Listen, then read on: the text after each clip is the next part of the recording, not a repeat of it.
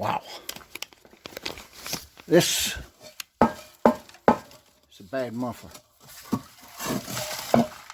Listen to this. Ready? Ready?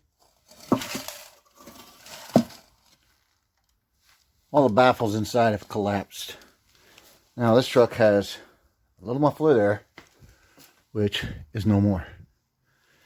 It has a muffler here, which will be no more, because likewise this one, you can't hear it. This one also has collapsed baffles, so we're going to stick another muffler in there. Okay, we need this tailpipe. Too big. Too small. Time to get out the little pipe expander.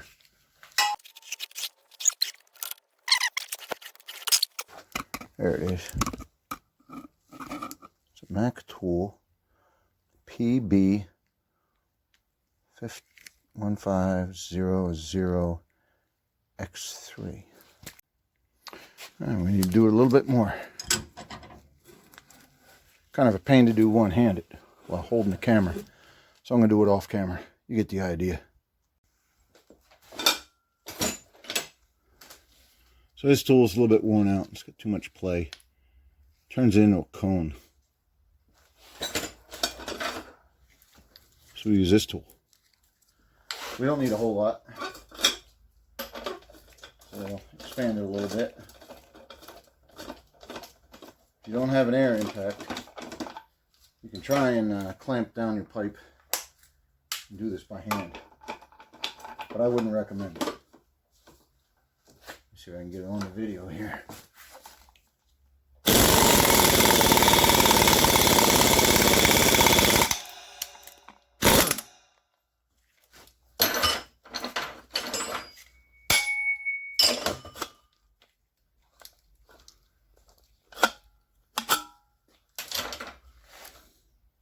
Makes it just a smidge bigger.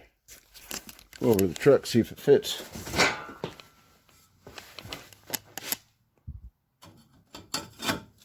Almost. We'll do that a couple more times. Be right back. Okay, let's see what we got. Oh boy, that's nice and tight. Yeah. We'll put a clamp on here, 2 screws, and we'll have its tailpipe. Now, we do have to cut it, which we will. I'll mark it and cut it.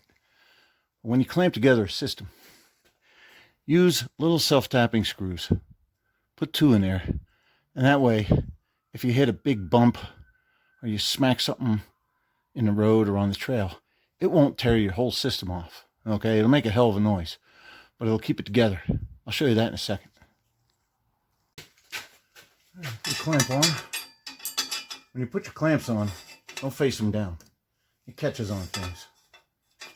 You never know, you wind up with a trash bag or something. Then you got a trash bag on your exhaust. And boy, don't that smell nice.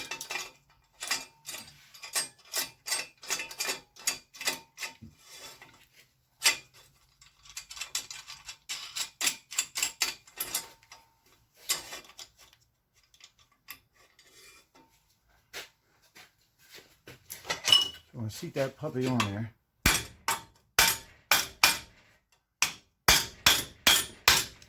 There we go. All right. Didn't I just forget to measure? Let's see how far in that is. Yeah, I can see it.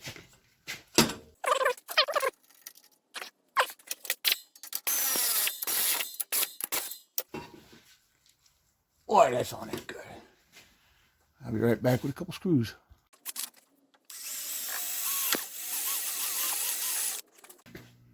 There we go with a self-tapper screw. Oops.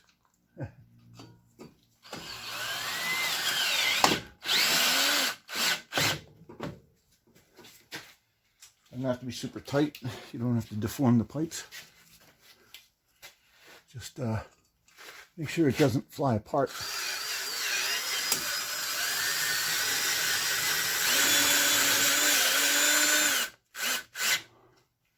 There we go.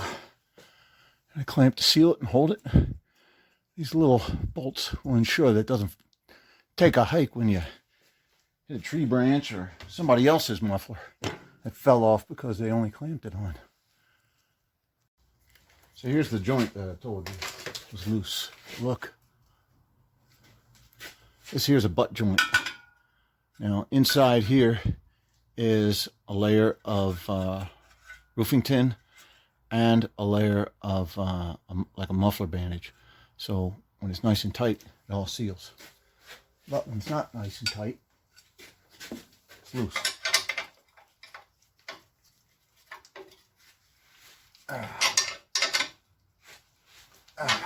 we go.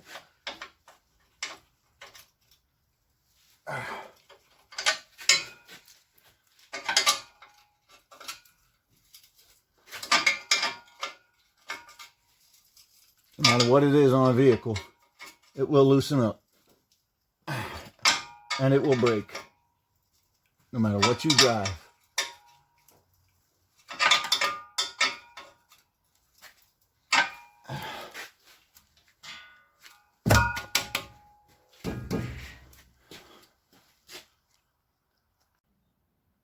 So I looked in the spare exhaust parts box and look what I found. Big chrome tailpipe. Well, you stick it on right there.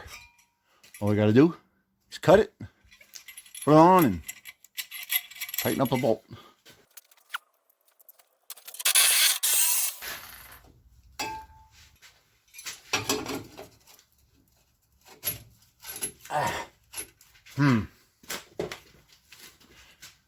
Time to get serious.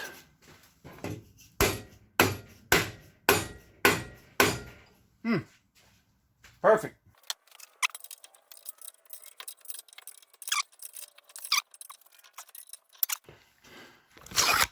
Ain't she birdie?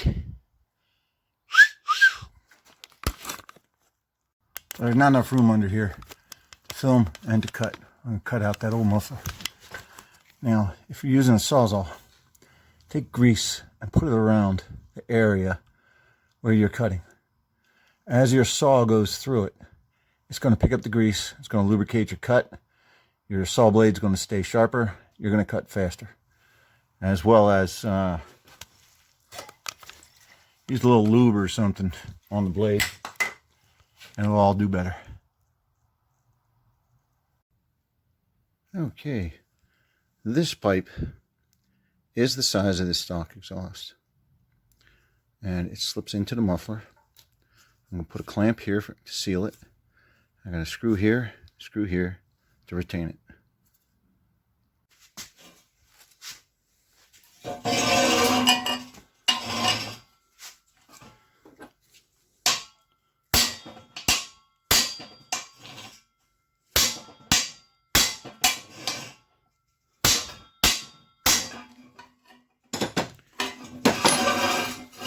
There we go. Nice and snug. So we want this pipe to slip into the other pipe nicely. You can see how I've tapered it down. All you do is you take your ball peen, go around the edge, ever so slightly. Then you take a file it down. I'm not going to show doing that because it takes two hands. There we go, my automotive pipe organ. Doo-doo-doo. All the spare pieces I have in the shop. So let's take a look.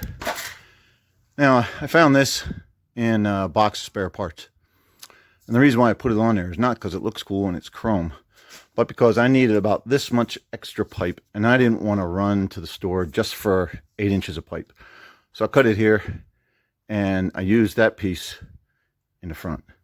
So let's take a look up front, see what we did. So I eliminated this muffler because it was collapsed.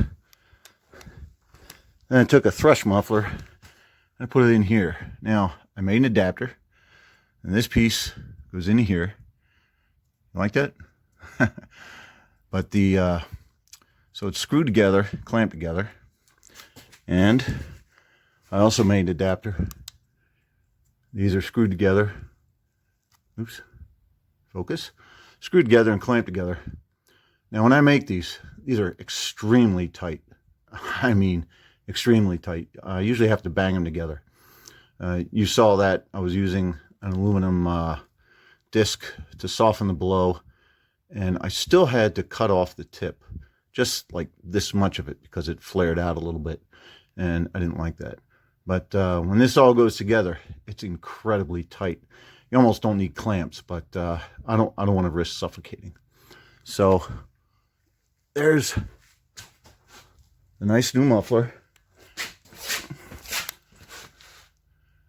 Now, if you were to do this yourself on the ground, you get a face full of rust. And custom fabbing take you probably about 3 hours.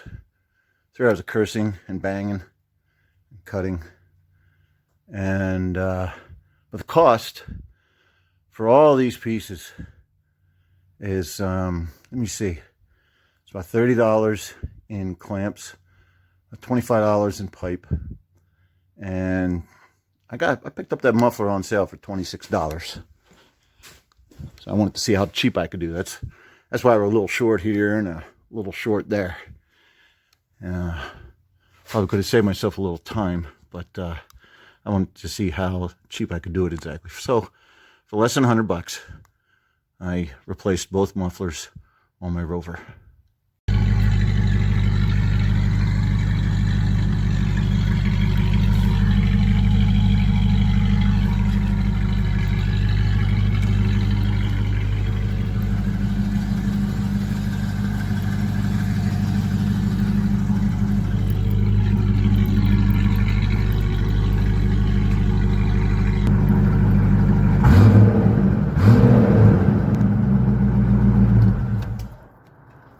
Like and subscribe, or I'll set this fella loose in your garage.